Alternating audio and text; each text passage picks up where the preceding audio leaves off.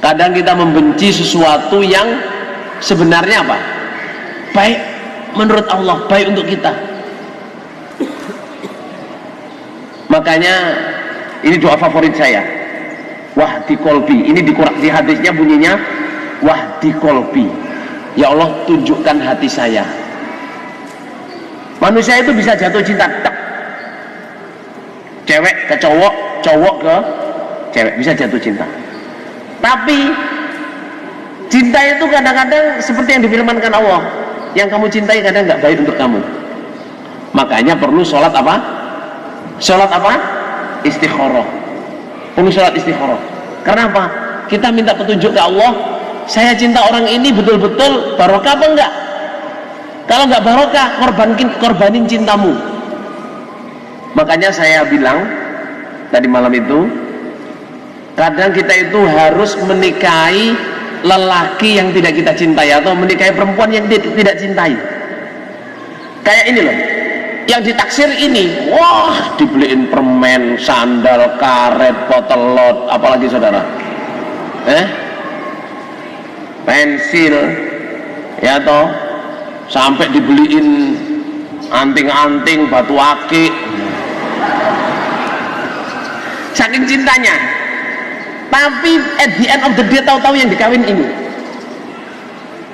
hatinya masih ada di sini, tapi yang dinikahin ini. Itu dulu saya bingung itu jawabnya, gimana kok gitu. Ternyata saudara, ilmunya itu gini. Allah, kita itu taunya apa yang kita mau. Halo? Kita itu taunya apa yang kita inginkan, tapi kita tidak tahu apa yang kita perlukan. Yang tahu hanya siapa? Allah. Kalau kita berdoa, jadi selama mencintai itu kita doa, nanti tahu-tahu Allah membelokkan seret. Kamu cinta ini, tapi yang baik itu ini untuk kamu, ini yang kamu perlukan. Hasil dari apa? Doa. Ini favorit saya saudara.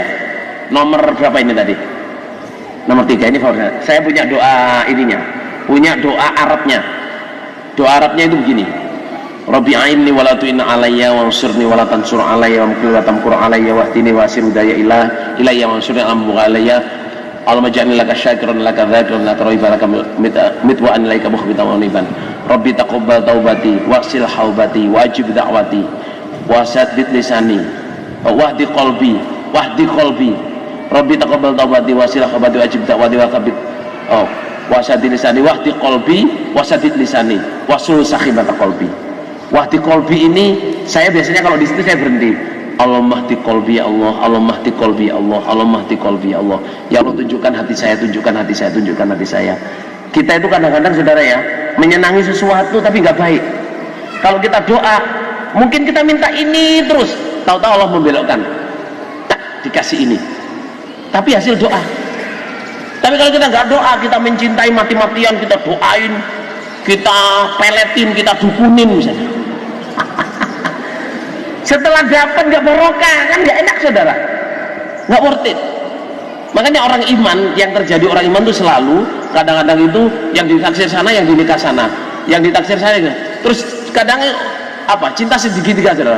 Ini senang ini, tapi ini nggak senang ini, jadi ini senang ini, tapi ini senang ini. Iya mas, hah? Mulak mas, mulak, iya mulak itu.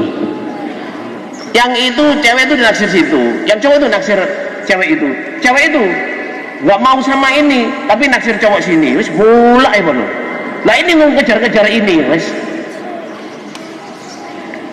Saya pernah cerita ya, wala fakhro. Saya pernah mensolati seorang perempuan itu sehari istikharah 7 kali. Malam itu saya tambahi sholat tasbih. Itu hampir 5 tahun penuh non-stop. Sakit pun saya bangun, dalam bepergian pun saya berhenti, saya sholat tasbih, saya sholat istikharah sehari 7 kali selama 5 tahun, 4 tahun yang penuh. 5 tahun itu hampir mendekati 5 tahun non-stop. Bisa bayangin sama istikharah sehari 7 kali. Kalau kali 365 itu udah berapa kali saudara? 7 kali 365 kali 4 ribuan istikharah saya lakuin. Namanya saya pinjem karena saya manggul dari Cak Yusuf. Cak Yusuf bilang, Mir, aku istikharah Mir pirang tahun, mungkin petang tahun, enggak telung tahun full. Tapi beliau nggak cerita berapa kali sehari. Kalau saya terus terang saya lakuin 7 kali sehari. Sholat malam, menjelang sholat subuh, sholat duha. Waktu duha itu saya istikharah. Setelah atau sebelum duhur, sebelum asar, setelah atau sebelum maghrib, setelah atau setelah isya. 7 kali. Saya lakuin full hampir 5 tahun. Kalau 4 tahun itu full betul. Malamnya sebelum saya sholat istikharah itu saya sholat tasbih. Orang yang saya sholat itu saudara bukan jadi istri saya. Iya, bukan jadi istri saya, malah masih dalam keadaan pengen ngelamar lagi, sudah ditolak ini saudara. Tahu-tahu ketemu istri saya ini, nggak seneng saya ketemu itu, nggak seneng. Maksudnya nggak seneng itu nggak langsung tring gitu, nggak. Saya dibilangin, Cak, nggak naksir itu dah. Enggak. Terus itu di Singapura, saya tinggal ke Malaysia, hampir 1 minggu saya tinggal. Saya balik lagi ke Singapura. Kebetulan adik saya datang ke kantornya istri saya sekarang, waktu itu calon istri saya. Tapi saya belum bilang calon. Mas, aku nang ini Mas, kita makan. Ya. Terus istri saya itu pakai baju desainnya adik saya. Adik saya itu nomor 4 itu desainer. Bikin baju untuk sultan-sultan di Malaysia itu. Pakai baju, loh, kok cantik anak ini, saya bilang gitu. Cantik maksudnya itu ya. Pakaiannya itu jadi kelihatan agak panjang dia, terus cantik, terus wah lumayan, insya Allah kalau mencium mentolo lah. Ukuran saya gitu saudara, ukuran saya gitu. Nek ngambung mentolo lah. Terus saya bilang, kamu kayaknya cantik juga ya. Insya Allah saya pengen ngelamar deh gitu. Dia bilang gitu. Terus besoknya saya datang ke rumah, itu hari Selasa. Besoknya saya datang ke rumahnya, saya pengen lihat bapak ibunya. Oh, mereka bisa komunikasi baik. Sudah. Habis itu saya bilang imam daerah, saya pengen nikah orang ini. Rabu malam kan. Kamis malam mubalek daerahnya di Singapura itu naksir berat sama cewek ini, mau diwayu. Calon istri saya, istri saya sekarang gitu. Dia datang nerangin, Pak Ji, tahu tak? Anak awak ini nak dilamar oleh Emir. Emir itu mubalek, tak ada kerja tahu? Tak ada kerja. Tahu nggak? Nggak ada kerja. Tak ada kerja tahu? Dia tuh macam tenteranya Amir. Dia nanti Bapak Imam perintah sana-sana, dia nak buat nanti anak awak ini ditinggal-tinggal tahu. Pokoknya mengaruhi banyak sampai 2 jam katanya. Supaya kalau saya datang ditolak. Padahal saya nggak datang saudara. Padahal saya nggak datang. Saya minta imam daerah sama imam desa datang ngelamar untuk saya. Terus sudah ngelamar malam minggu. Jadi dia Kamis malam Jumat itu datang. Terus Sabtu malam ngelamar. Setelah ngelamar diterima. Terus saya ditelepon imam daerahnya, Mir, lamaranmu diterima. Saya minta ND-nya besok. Jadi malam minggu dilamar, minggu malam ND. Senin pagi itu saya terbang ke Gading untuk jumpa Bapak Imam. Saya dari Amerika mau pulang ke Indonesia, mampirnya kawin, nggak punya rencana sama sekali.